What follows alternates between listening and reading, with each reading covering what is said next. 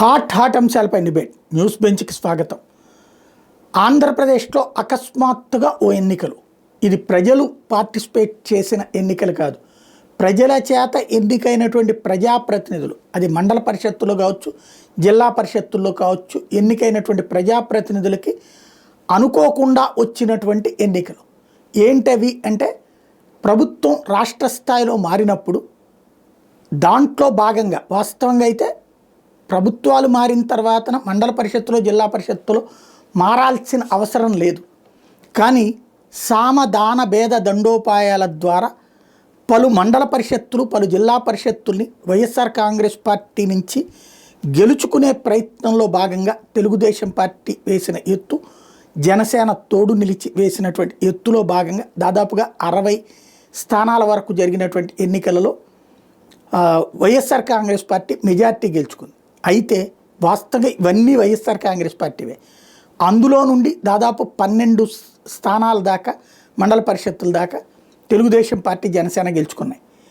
మిగతా వాటిని నిలబెట్టుకున్నది వైసీపీ. ఇంకొక 10 దాకా మళ్ళీ వాయిదాలు పడ్డటువంటి పరిస్థితి ఉంది.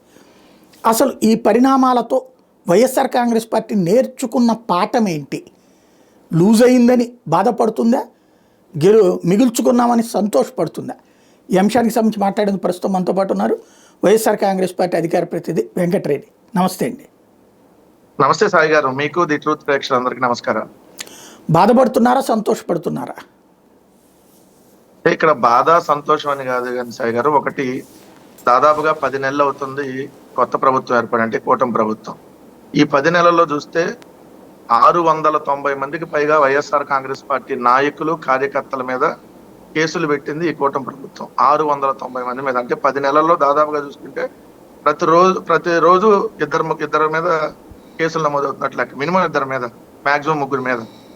అంటే ఈ పరిస్థితుల్లో అలానే వైఎస్ఆర్ కాంగ్రెస్ పార్టీకి సంబంధించినటువంటి 3 రాజ్యసభ సభ్యుల్ని ఆల్రెడీ కూటమి ప్రభుత్వం తీసేసుకోవటం, అలానే కొంతమంది ఎమ్మెల్సీలను తీసుకోవటం, చాలా చోట్ల మీరు అన్నట్టుగా కార్పొరేటర్లను కానీ లేదంటే కౌన్సిలర్లను కానీ వాళ్ళని బలవంతంగా తీసుకోవటం, లేదంటే కొంతమంది ప్రలోభాలకు గురి చేసి తీసుకోవటం, కొంతమంది మీద అయితే దాడులు చేసి వాళ్ళ ఇళ్ల మీదకి బుల్డోజర్లు పంపించి కొంతమంది కిడ్నాప్ చేసో కొన్ని స్థానాలను ఎలా అయితే వాళ్ళు కైవసం చేసుకున్నారో అదే పద్ధతిలో ఇప్పుడు జరిగినటువంటి ఎన్నికల్లో కూడా అలానే కైవసం చేసుకోవాలని ప్రయత్నించినప్పుడు ఇప్పుడు జరిగినవన్నీ పూర్తిగా గ్రామీణ వాతావరణం. మీకు మొన్నటిదాకా చూస్తే పట్టణ వాతావరణంలో జరిగినటువంటి ఉప ఎన్నికలు, అంటే కౌన్సిలర్లకు సంబంధించి కావచ్చు, అంటే municipal vice chairman and deputy మేయర్ల ఎన్నిక, వాళ్ళకి బలం లేదు అయినా కూడా ఏదో విధంగా వాళ్ళని బలవంతంగా లోపరుచుకోనో దాడులు చేస్తూ తీసుకున్నారు. ఇప్పుడు పూర్తిగా గ్రామీణ వాతావరణం. వైఎస్ఆర్ కాంగ్రెస్ పార్టీకి మీకు తెలుసు పట్టణ వాతావరణం కంటే గ్రామీణ వాతావరణంలో ఎక్కువ పట్టు ఉంటుంది అనేది వాస్తవం. కానీ మొన్న జరిగినటువంటి ఎన్నికల్లో ఏ విధంగా ఎలా లూజ్ అయ్యామనేది తర్వాత సంగతి, కానీ మొత్తం గ్రామీణ వాతావరణంలో కూడా నష్టపోయినటువంటిది మనం చూసాం. ఎందుకంటే 175కి వాళ్ళు 164 గెలిచారు, కేవలం మేము 11 అని ఇప్పటికి కూడా అవహేళనలో మమ్మల్ని చేస్తున్నటువంటి సందర్భం. ఈ సందర్భంలో 57 చోట్ల ఎన్నికలు జరగాల్సినటువంటి దాంట్లో 50 చోట్ల మన ఎన్నికలు జరిగితే ఆ 50 చోట్ల జరిగినటువంటి ఎన్నికల్లో 39 వైఎస్ఆర్ కాంగ్రెస్ పార్టీ నిలబెట్టుకోవటం, అంటే ఉన్నటువంటి స్థానాలని ఏదైతే ఆ పట్టు అనేది కాపాడుకోవటం, ఇంకొకటి రెబల్ అంటే దాదాపుగా 40. చివరికి వాళ్ళకి ఆ 11 మా దగ్గర నుంచి ఒక 11 లాక్కోగలిగారు. వాస్తవంగా చూస్తే ఇది 1 yearలో ఇవి అయిపోతాయి టర్మ్. ఈ పదవి కాలం 1 year. ఆ 1 year ఉన్నా కూడా వైఎస్ఆర్ కాంగ్రెస్ పార్టీ ఒక 1 year అని చెప్పి ఎక్కడ వదులుకోవాలి. ఎక్కడ కూడా అక్కడ ఉన్నటువంటి ఎంపీటీసీలు కానీ లేదంటే మీరు అన్నట్టుగా జడ్పీటీసీలు కానీ వాళ్ళెవరూ కూడా 1 yearలే పానింట్లే పోతే పోయింది, వీళ్ళు ఇన్ని రకాలుగా మన ఒత్తిడికి గురి చేస్తున్నారు కదా, ఇన్ని రకాలుగా కేసులు పెడుతున్నారని చెప్పి ఎక్కడా కూడా వాళ్ళు వెనకడుగు వేయాల. ఇంకా మాకున్నటువంటి అధినాయకత్వానికి మేమున్నామని భరోసా ఇచ్చారు వీళ్ళందరూ. ఇంకా చెప్పాలంటే పోతే పోనండి అన్న ఎమ్మెల్సీలు పోతే ఏమైంది, రాజ్యసభ సభ్యులు పోతే ఏమైంది, జగన్ గారు పోనండి, వాళ్ళు కాదు కదా మేమున్నాం ఇక్కడి నుంచి. మీకు గ్రామీణ స్థాయిలో ఎంపీటీసీలు అంటే మీ అందరూ తెలుసా గారు, గ్రామీణ స్థాయిలో మండలానికి సంబంధించినటువంటి ఆ గ్రామాల్లో ఉండేటటువంటి ఎంపీటీసీలు, జడ్పీటీసీ అంటే ఆ మండలానికి మొత్తానికి ఉండేటటువంటి ఒకటే జడ్పీటీసీ ఉంటారు. ఎంపీటీసీలు అంటే దాదాపుగా ఒక మండలం 13-14 మంది కూడా ఉంటారు. అటువంటి నిలబెట్టుకోగలిగారని అంటే మా అధిష్టానానికి భరోసా ఇచ్చారు వాళ్ళు. మేము ఎవరు వెళ్ళిపోతే ఉందన్నా మేమున్నాం అనేది. సో దీంట్లో ఖచ్చితంగా మీరు అన్నట్టుగా కొన్ని పోయినాయి సాయి గారు. ఎందుకంటే అవి సహజంగా జరుగుతాయి. అధికారంలోకి వచ్చినప్పుడు ఎట్లా ఉండదంటే సహజంగా లాగేసుకుంటారు జడ్పీ చైర్మన్. కానీ ఇప్పుడు కాదండి, 2014 to 19 మధ్య కూడా చూడండి ఇదే గుంటూరు జిల్లాతో పాటు కడప, మీరు అన్నట్టుగా నెల్లూరు, గుంటూరులో అయితే దాదాపు అంబటి రాంబాబు గారు అండ్ ముస్తఫా వీళ్ళందరి మీద దాడులు కూడా చేసినటువంటి పరిస్థితి. అట్లానే మీరు కడప లాంటిది, కడపకు సంబంధించో నెల్లూరుకు సంబంధించో మాకు మెజార్టీ ఉన్నా కూడా ఆ రోజు ఏ విధంగా వాళ్ళు లాగేసుకున్నారో అన్ని మనం చూసాం. సో ఇప్పుడు కూడా అదే తంచు జరుగుతున్నా కూడా ఎక్కడా కూడా మొక్క ఉన్నటువంటి ఎక్కడా ధైర్యం కోల్పోకుండా మొక్క ధైర్యంగా నిలబడి మేమున్నామని జగన్ గారికి భరోసా ఇచ్చారు. ఎంపీటీసీలు జడ్పీటీసీలు పోతే పోనీ అన్న వాళ్ళు పోతే పోయారు అన్నట్టుగా. సో ఇది నిజంగా మాకు మోరల్ సపోర్టు. చూసేటటువంటి ప్రజానికానికి కూడా, అంటే మీరు అన్నట్టు ఇది ప్రజల ఓట్లతో జరిగింది కాదు, కానీ ప్రజల ద్వారా ఎన్నికైనటువంటి ప్రజాప్రతినిధులు దొంగదారిలో లాక్కోవాలని అనుకునే వాళ్ళకి డైరెక్ట్ గా బుద్ధి చెప్పారనొచ్చు. సో ఇది ఖచ్చితంగా వైఎస్ఆర్ కాంగ్రెస్ పార్టీ కార్యకర్తలకి అక్కడ ఉన్నటువంటి స్థానిక నాయకులకి ఇప్పుడు ఎవరైతే పోయి బాధపడతా ఉన్నారో అక్కడికి వాళ్ళందరికీ కూడా ఏదైతే ఒకటి గుర్తుపెట్టుకోవాల్సినటువంటి అంశంగా ఇచ్చినటువంటి తీర్పుగా మేము భావిస్తాం. అంటే ఇక్కడ మీకు ఒక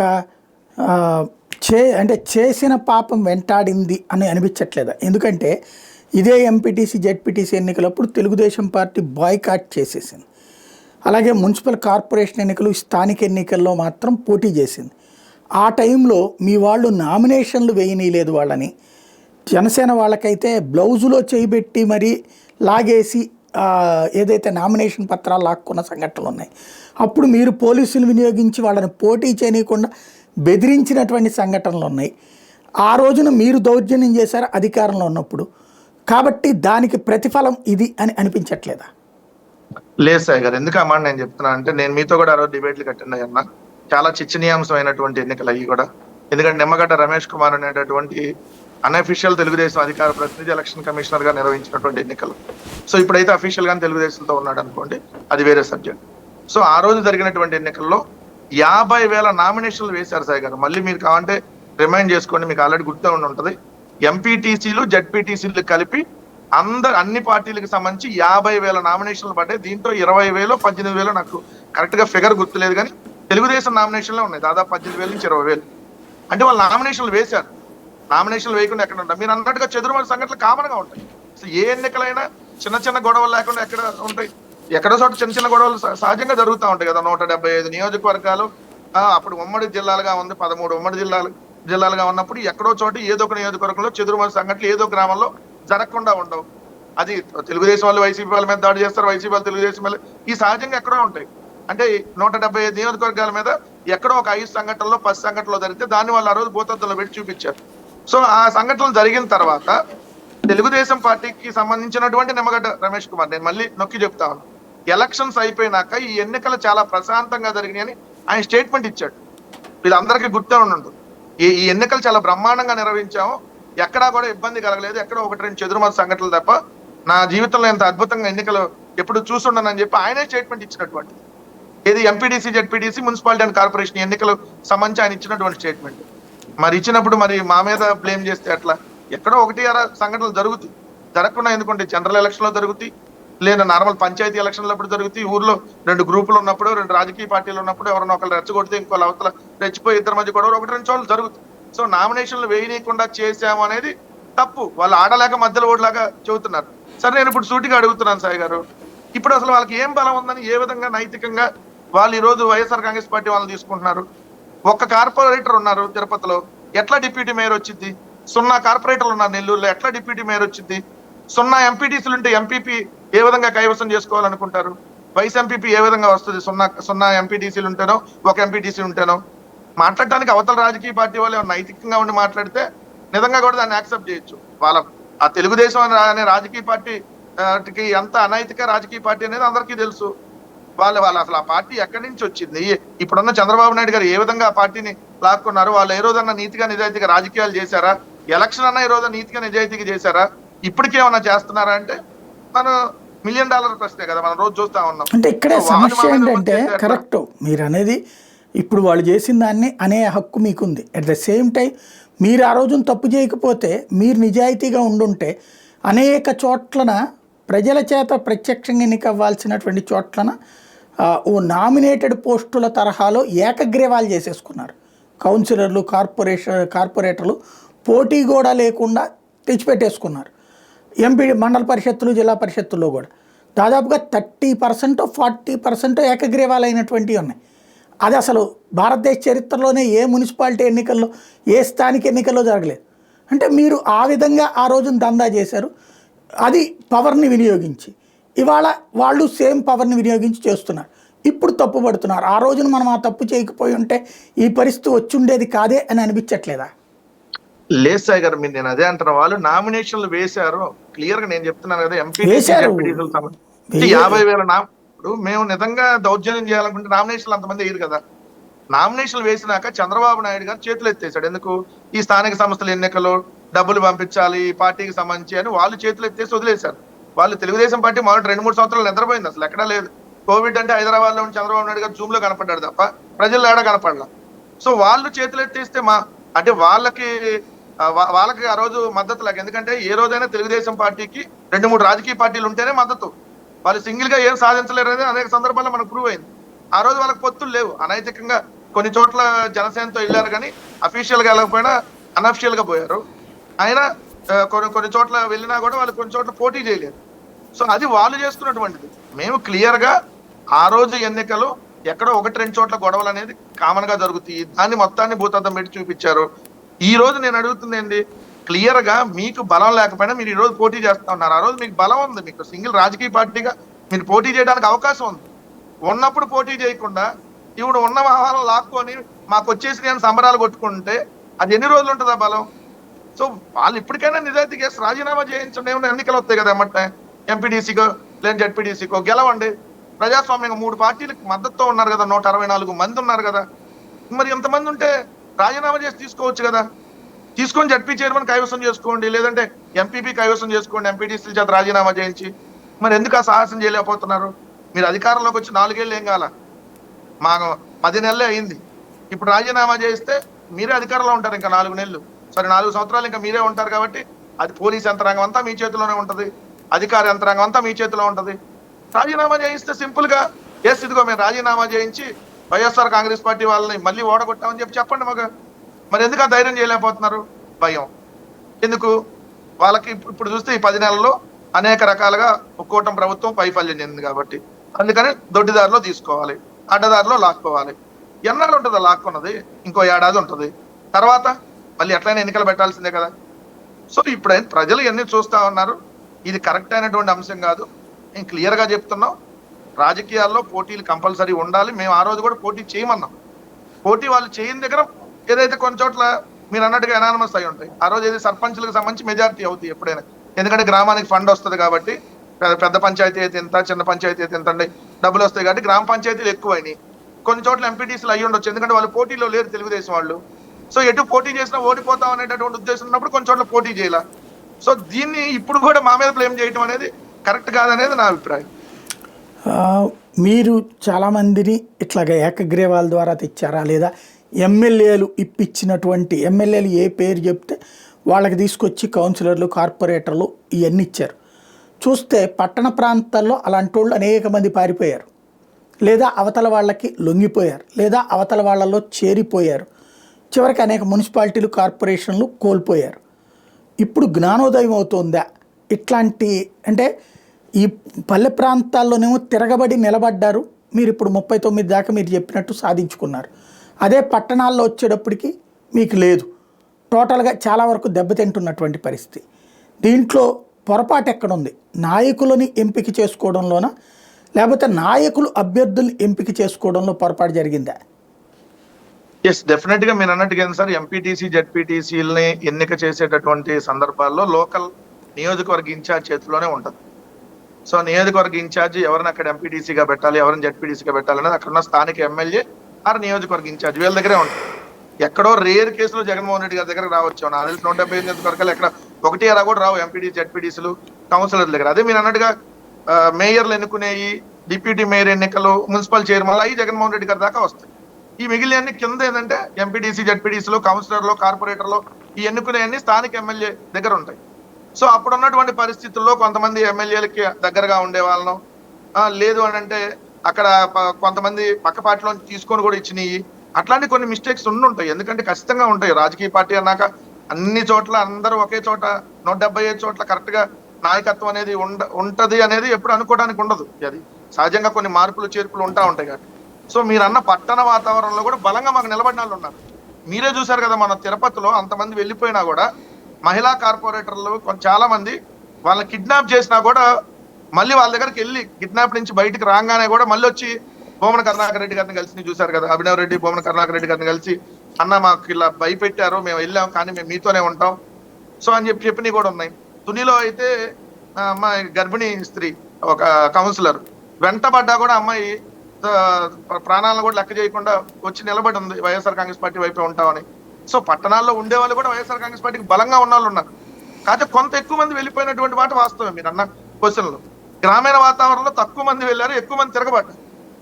సో ఆ వాతావరణం ఖచ్చితంగా అన్ని చోట్ల వస్తుంది, ఎందుకంటే నెల నెల చేంజ్ అవుతుంది కదా రాజకీయం.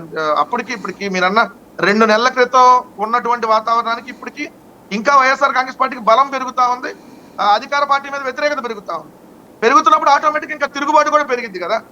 ఎందుకంటే మొదట 2 నెలలు ఒకలాగా, మొదట 5-6 నెలలు చూస్తారు, తర్వాత ఒక సంవత్సరానికి మళ్ళీ ఒక రకంగా ఉంటది. మీకు ఈ ప్రభుత్వం ఇంకా ఫెయిల్ అవుతుంది అని అన్న కొందికి తిరుగుబాటు పార్టీల్లో వస్తుంది, ప్రజల్లో కూడా ఇంకా వస్తుంది. అదే మొన్న 2 నెలలకి ఇప్పటికి చేంజ్ అదే కారణం. ఇప్పుడు వెళ్ళిపోయిన వాళ్ళు కూడా బాధపడుతున్నారు. ఎవరైతే వైఎస్ఆర్ కాంగ్రెస్ పార్టీ నుంచి ఎవరైతే అవతలకు వెళ్ళారో వాళ్ళు ఇప్పుడు వైఎస్ఆర్ కాంగ్రెస్ పార్టీని కాంటాక్ట్ చేస్తా ఉన్నారు. దాంట్లో కొంతమంది తిరిగి వచ్చిన వాళ్ళు కూడా ఉన్నారు. ఎక్కడ మీరు చూస్తే పొద్దుటూరులో దగ్గర 3-4 కౌన్సిలర్లు మళ్ళీ తిరిగి ఆ రోజు తెలుగుదేశం పార్టీ వాళ్ళ ప్రలోభాలకు గురి చేసి లాక్కుంది, వెళ్ళారు, మళ్ళీ 2-3 నెలలు కూడా కాకుండా మళ్ళీ తిరిగి వచ్చారు. అట్లానే మీరు మొన్న తిరుపతిలో చూసారు, ఓటు వేసిన వాళ్ళు కూడా మళ్ళీ వచ్చి అన్న బలవంతం చేశారు, మనం బెదిరించారు, ఇళ్ళలు కూలుస్తున్నారు, దీనివల్ల మేము కిడ్నాపులు చేశారు, వెళ్ళాము, మళ్ళీ వచ్చారు, మేము మీతోనే ఉంటామని. అలా కూడా కొన్ని సందర్భాలు చూసాం కదా. సో ఖచ్చితంగా నాయకత్వం అనే దాంట్లో మీరు అన్నట్టుగా స్థానిక నాయకులు కూడా ఖచ్చితంగా మీరు అన్నట్టుగా బలంగా పోరాడే వాళ్ళు ఎవరు, కొట్లాడే వాళ్ళు ఎవరు, ప్రలోభాలకు లొంగని వారు ఎవరు, అన్ని చూసుకొని ఇవ్వాల్సినటువంటిది ఖచ్చితంగా ఉంటది. ఒకసారి పొరపాటు జరిగి ఉండొచ్చు కొన్ని చోట్ల, అవి కూడా ఖచ్చితంగా రెక్టిఫై చేసుకొని వెళ్తాం సాయి గారు. ఎందుకంటే మా రాజకీయ పార్టీ పెట్టిన తర్వాత మొన్న మేము 2 ఎన్నికలు అవి ఫేస్ చేసినాయి, ఏవి లోకల్ బాడీ ఎలక్షన్స్ అనేది. ఫస్ట్ ఎలక్షన్స్ అప్పుడు మీరు చూస్తే ఎన్నికలకు బిఫోర్ వచ్చినాయి, 2014కి బిఫోర్. అది కూడా అప్పుడు జగన్మోహన్ రెడ్డి గారు జైలుకి వెళ్ళి వచ్చిన తర్వాత వచ్చినటువంటి ఎన్నికలు. అప్పుడు జనరల్ ఎలక్షన్స్, ఆ ఎన్నికలకి పెద్ద గ్యాప్ లేనటువంటి తరుణంలో వచ్చినాయి, అది హడావుడిగా జరిగింది. తర్వాత మేము అధికారంలోకి రాగానే కోవిడ్ 2 ఏళ్ళు కోవిడ్కి సంబంధించి అడ్మినిస్ట్రేషన్ ఈ బిజీల్లో కొంత కింద కూడా ఎవరెవరికి ఇస్తున్నారనేటువంటి అంశాల్లో పై అధిష్టానం దృష్టి దాకా రావు కొన్ని. సో ఈసారి అది లేకుండా కింద గ్రౌండ్ లెవెల్ నుంచి సర్పంచ్గా ఎన్నిక చేసే వాళ్ళ నుంచి కూడా ఎవరెవరిని ఎన్నిక చేయబోతున్నాం పూర్తిగా ఈసారి పైన జగన్మోహన్ రెడ్డి గారి దగ్గర ఏదైతే మెయిన్ గా ఉండేటటువంటి రీజనల్ కోఆర్డినేటర్లు అందరూ కూడా షార్ట్ అవుట్ చేసి మరి ఖచ్చితంగా రేపొద్దున జరిగేటటువంటి ఎన్నికల్లో అభ్యర్థులు అనేది నిలబెడతాం. ఇప్పుడు నేను మీరు చూశారు ఎర్రగొండపాలెంలో త్రిప్రాంతకానికి సంబంధించినటువంటి ఎంపీటీసీ దళిత మహిళ సృజన అనే ఆమె. సో ఆమెను ఎన్ని ఇబ్బందులు పెట్టి చూశారు కదా, ఆమె చున్నీ లాగుతున్నారు, బట్టలు లాగుతున్నా కూడా ఆమె హైదరాబాద్ నుంచి ఆమెను పట్టుకొని వచ్చి ఇక్కడ హౌస్ అరెస్ట్ చేసి 3 రోజులు ఆమెను ఉండి పెట్టి 3 రోజుల నుంచి 3 రోజులు అమ్మాయిని హౌస్ అరెస్ట్ చేసి తీసుకొని వచ్చి ఓటు వేయించుకునే క్రమంలో కూడా అమ్మాయి తిరగబడి అక్కడే వైఎస్ఆర్ కాంగ్రెస్ పార్టీ వైపు నిలబడింది. సో అలాంటి వాళ్ళని ఖచ్చితంగా సెలెక్ట్ చేస్తాం. సో చిన్న తప్పులు ఉంటాయి, సో అవన్నీ రెక్టిఫై చేసుకొని ఖచ్చితంగా వెళ్తాం. ఎందుకంటే మేము సింగిల్ గా ఒక రాజకీయ పార్టీ ఇన్ని సంవత్సరాలు ఏ రాజకీయ పార్టీతో పొత్తు లేకుండా, ఎవరి దయాదాక్షిణ్యాలు లేకుండా, అది జాతీయ పార్టీలు అవ్వచ్చు, ఇంకో ప్రాంతీయ పార్టీ అవ్వచ్చు, ఎవరి సపోర్టు లేకుండా ఒక జనరల్ ఎలక్షన్ గెలవటం, జనరల్ ఎలక్షన్ లో అపోజిషన్ గా నిలబడటం, ఇంకో జనరల్ ఎలక్షన్ లో 40% ఓట్లు తెచ్చుకోవటం, ఇప్పటికీ స్టిల్ ఇంకా బలంగా పోరాటం అంటే చిన్న విషయం కాదు. ఎందుకంటే కేంద్రంలో అధికారంలో ఉన్నారు వాళ్ళు, రాష్ట్రంలో అధికారంలో ఉన్నారు. ఇన్ని రకాల కేసులు పెడతాను నేను చెప్పే దాదాపుగా 690 మంది మీద పెట్టారు సాయి గారు 10 నెలల్లో. అంటే చూడండి, నెలకి 70 కేసులు నమోదవుతున్నాయి దాదాపుగా. అంటే రోజుకు 2 నుంచి 3 కేసులు, అన్ని కేసులు నమోదవుతున్నా కూడా ఎంత బలంగా తిరగబడుతున్నారంటే వైఎస్ఆర్ కాంగ్రెస్ పార్టీ ధైర్యం, జగన్మోహన్ రెడ్డి గారు. ఖచ్చితంగా మేము ఇచ్చిన మాట మీద కట్టుబడి ఉంటాడు మా నాయకుడు అనేది మా కార్యకర్తలకి ఇప్పటికీ ఉంటుంది. సో బలంగా ఇంకా నిలబడతాం, కొట్లాడతాం. 2014లో మీతో పాటు వచ్చినటువంటి ఎమ్మెల్యేలు 23 మంది వెళ్ళిపోయారు. ఆ తర్వాత ఎంపీలు అప్పుడు 4 వెళ్ళిపోయారు అటుకి. మళ్ళీ ఈవెన్ 2019-24 మీరు అధికారంలో ఉండగానే 4 ఎమ్మెల్యేలు అటు వెళ్ళిపోయారు. అదే సందర్భంలో ఇప్పుడు చూసుకుంటే మీ పార్టీ ఎమ్మెల్సీలు 60 మంది దాకా 5 అనుకుంటా ఇప్పటికే అటువైపుకి వెళ్ళిపోయారు. ఎమ్మెల్యేల పరిస్థితి ఏంటో తెలియదు. ఎంపీలు, రాజ్యసభ సభ్యులు 3 వెళ్ళిపోయారు, 4వ ఆయన రాజీనామా చేస్తున్నారు. టోటల్గా ఇట్లాంటి పరిస్థితి ఉంది. అసలు మీ పార్టీ మీద మీకు కంట్రోల్ ఉంటుందా, లేకపోతే మీ పార్టీలోని నిరంకుశత్వం తట్టుకోలేక వాళ్ళందరూ అవతల ప్రజాస్వామ్యబద్ధ వాతావరణం ఉందని చెప్పి వెళ్ళిపోతుంటారా? సాయి గారు, నేను ఒక మాట చెప్తాను, ఎందుకంటే మీ అందరికి కూడా తెలుసు ఆ విషయాలు. వైఎస్ఆర్ కాంగ్రెస్ పార్టీకి సంబంధించి మాకు నాయకుడు ఒకళ్ళే. కింద ఎవరు పనిచేసినా పెద్ద స్థాయిలో వాళ్ళకి బాధ్యతలు ఎక్కువ ఉంటాయి. కింద ఉండేటటువంటి కార్యకర్తకు బాధ్యతలు తక్కువ ఉండొచ్చు. ఆ గ్రామ స్థాయిలో ఉంటే కొంతమందికి మండల స్థాయిలో ఉంటుంది. ఎవరో మీరు అన్నట్టుగా 4 పదవులు వచ్చిన వాళ్ళు పోయారు అనుకోండి. ఇప్పుడు మీరు అన్నట్టు 23 మంది వెళ్ళిపోయారు. ఏమైంది సాయి గారు? 151 వచ్చినాయి మాకు. 67లో 23 మంది పోయిన తర్వాత మాకు 151 వచ్చినాయి. 151 గెలిచిన తర్వాత మాకు 11 వచ్చినాయి మళ్ళీ ఎలక్షన్స్ లో. సో ఉన్న వాళ్ళు కూడా మళ్ళీ పోయినా ఏమవుతుంది? మళ్ళీ ఎలక్షన్ లో నాయకులను చూసి కాదు కదా. ఈరోజు వైఎస్ఆర్ కాంగ్రెస్ పార్టీ ఎట్లా పుట్టింది? వైఎస్ఆర్ కాంగ్రెస్ పార్టీ నాయకుడుగా జగన్మోహన్ రెడ్డి గారు ఎట్లా అయ్యారు? కాంగ్రెస్ పార్టీ ఎంపీగా రాజీనామా చేస్తూ విజయమ్మ గారు, జగన్మోహన్ రెడ్డి గారు ఒక లేఖ రాస్తూ సోనియా గాంధీ గారికి, నాతో పాటు వస్తే కష్టాలు ఉంటాయి, నాతో పాటు వస్తే నష్టాలు ఉంటాయి, నాతో పాటు ఎవరు దయచేసి నాయకులు రావద్దు, నేను ఒక్కడనే వెళ్తున్నా అని చెప్పి వచ్చారు. అయినా కూడా మాకు నాయకుల కష్టాలు నష్టాలు భరిస్తా అన్నాళ్ళు వచ్చారు. కొంతమంది 2014 ఎన్నికల కంటే ముందే పోయారు. Like Raghurama Krishna Raju example. ఆయన ఎప్పుడు 2014 ఎలక్షన్స్ ముందు మా దగ్గర ఉన్నాడు. ఎలక్షన్స్ ముందు తెలుగుదేశంలో జాయిన్ అయ్యాడు, తర్వాత బీజేపీలో జాయిన్ అయ్యాడు. సరే, ముందు బీజేపీలో జాయిన్ అయ్యాడు, తర్వాత తెలుగుదేశం, మళ్ళీ వైఎస్ఆర్ కాంగ్రెస్ పార్టీకి వచ్చాడు, మళ్ళీ పోయాడు. సో పోతారు వస్తారు. డొక్కా మాణిక్ ప్రసాద్ పోయాడు, వస్తాడు, పోతాడు. సో ఇట్లా పోయే వాళ్ళ గురించి ఏముంటది? సో కార్యకర్తలు నిలబడ్డారు లేదు. ఈ రోజు మాకు ఓట్లు వేసింది 40% కార్యకర్తలు, నాయకులు ఉంటారు కదా 40%. సో 40% కార్యకర్తలు ఈ రోజు కూడా వాళ్ళు 143 హామీలు, సూపర్ 6 తో పాటు 143 హామీలు ఇచ్చి 3 పార్టీలు కలిపి పోటీ చేసి ఇన్ని రకాల దుష్ప్రచారం చేసినా కూడా 100కి 40 మంది సింగిల్ గా మా వైపు నిలబడ్డారు. మరి ఇంతకంటే ఏముంటది రాజకీయ పార్టీకి ఓడిపోయినా కూడా? ఇంతకంటే మనోధైర్యం ఏముంటది? ఇంతకంటే ఇంకా గ్రేట్ థింక్ ఏముంటది ఓడిపోయినా కూడా? సో నాయకులు వెళ్ళిపోయి ఓడిపోతాడు. ఇప్పటికీ స్టిల్ చెప్తున్నా, పోయే ఎమ్మెల్సీలు పోతే ఏమైంది, పోయేటటువంటి రాజ్యసభ సభ్యులు పోతే ఏమైంది? ప్రజాస్వామ్యయుతంగా ప్రజల ఓట్లతో వచ్చినటువంటి కాదు అవన్నీ, మీకు తెలుసు. ఎమ్మెల్సీలో, రాజ్యసభలో సో జగన్మోహన్ రెడ్డి గారు నామినేట్ చేస్తే వచ్చినటువంటివి. సో అట్లా నాయకులు పోనండి, ఏమైంది? సో ఖచ్చితంగా మేము వైఎస్ఆర్ కాంగ్రెస్ పార్టీ అనేది కార్యకర్తల పార్టీ.